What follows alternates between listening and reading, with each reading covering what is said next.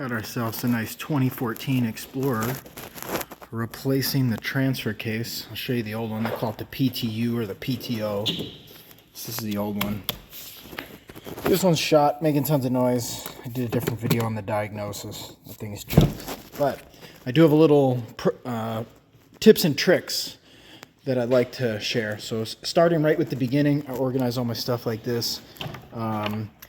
You will need to do the 4 bolts to the drive shaft.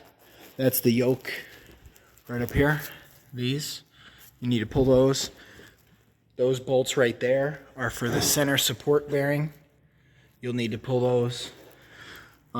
You don't need to do anything with this side of the suspension. You need to totally pull this one apart. So axle nut, strut bolts. The axle nut was, I think it was like a 32. Yeah, 32. The strut bolts were tight. I'm gonna tell you, that was a 24. And don't turn the bolts because they're splined. Turn the nuts. So the nuts were actually 22. I actually don't know that I put a wrench on the bolts because they're splined in. And then just air hammer them out.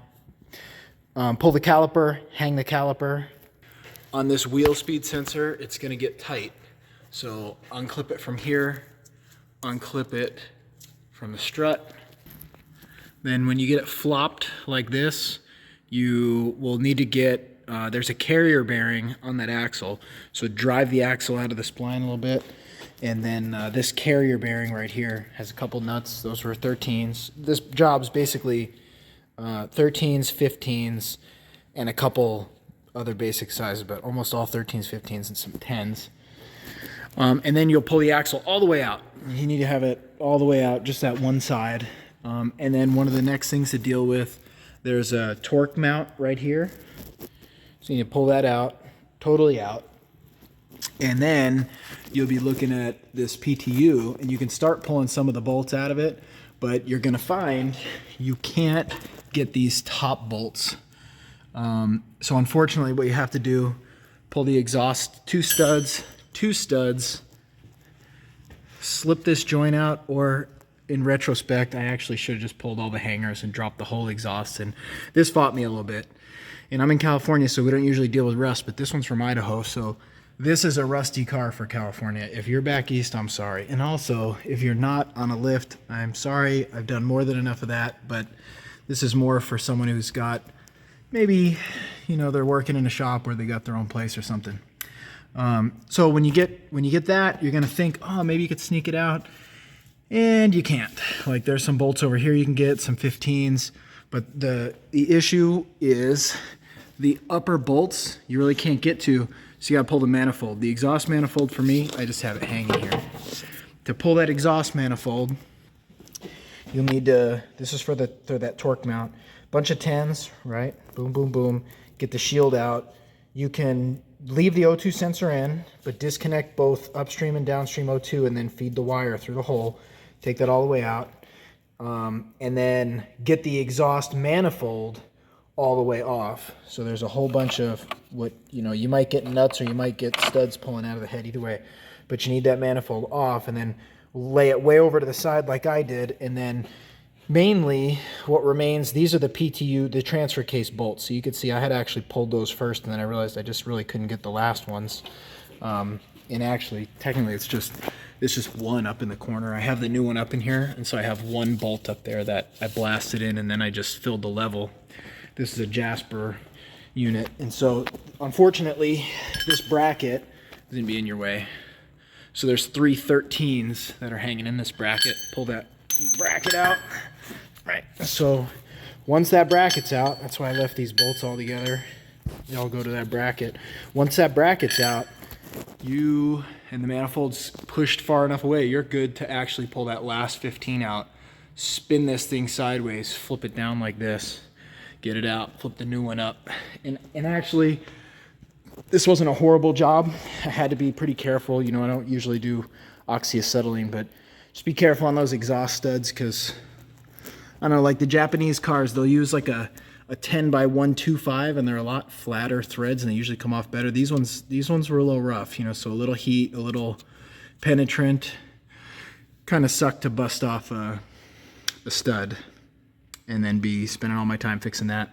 So overall, this was not a horrible job, but I got a lot of goodies and well lit shop lift. So you could probably do this in a day. I'm gonna have it done quite a bit faster than that, and then logically, reverse of disassembly. I'm gonna blast those in, have the transfer case totally installed, put the manifold up there. I probably should replace exhaust manifold gasket, but I think I'm gonna be all right. Reinstall, get that torque mount back on, get the heat shield on, bunch of suspension stuff. Gonna be good to go. I'm not giving you torque specs, look them up. And for the record, I did absolutely nothing from the top. I popped the hood in case I needed it, and I did nothing from the top at all. Little bonus for you, I forgot to tell you, there's a seal. So when you get your transfer case, make sure that you have a seal on here. This is what seals it to the differential of the transaxle. And bonus tip that I just actually found out. I put this up right, and I got that bolt that's way up here. It's a 15. It's buried up in there, right up here. And I ran it down because it was hard to get to, and none of these other bolts would line up. So this is one of those things where you have to have all the bolts started, unlike a transaxle to a bell housing, because they have the dowels to locate them. You could get one bolt and send it at one at a time. This one, actually, there's quite a bit of wiggle. So get one bolt in, get another bolt in, get them all in, right? So you see that wiggle right there? You should have 5 bolts going to the transaxle. Okay. All right, here's our teardown analysis of that PTU or PTO. As you can see, oil, gear oil or any, is not supposed to roll up into a ball and fall. So that fluid was just baked, cooked, destroyed.